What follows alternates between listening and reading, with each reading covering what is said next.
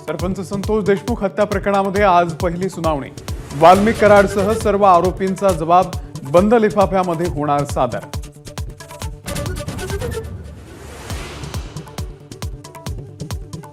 सतीश भोसले उर्फ खोक्याचा बीड जिल्हा आणि सत्र न्यायालयामध्ये अटकपूर्व जामिनासाठी अर्ज। जामीन अर्जावरती आज सुनावणी।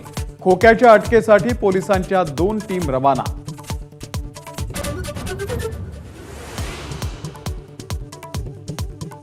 प्रशांत कोरटकरला दिलासा नाहीच। आज कोर्टामध्ये कोरटकरच्या जामीन अर्जावर सुनावणी। सुनावणीसाठी कोरटकरांनी उपस्थित राहावं की नाही या संदर्भात होणार निर्णय।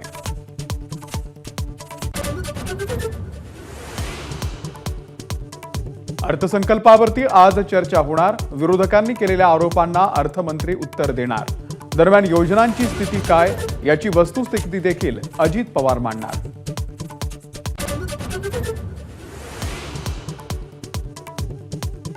कराडनं आवादा कंपनीकडे 6 वेळा मागितली खंडणी। चार्जशीटमध्ये आवादाचे अधिकारी सुनील शिंदे यांच्या जबाबाचा उल्लेख। सुदर्शन घुलेनं संतोष देशमुख यांना जीवे मारण्याची धमकी दिल्याचाही दावा।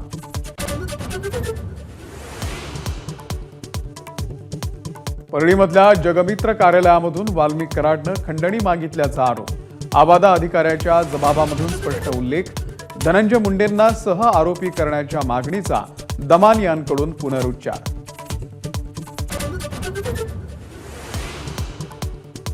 शिवाजी महाराजांच्या सैन्यामध्ये कुणी मुसलमान नव्हते। मत्स्योद्योग मंत्री नितेश राणे यांचं मोठं वक्तव्य। इतिहासाचं विद्रुपीकरण करण्याचा अजेंडा।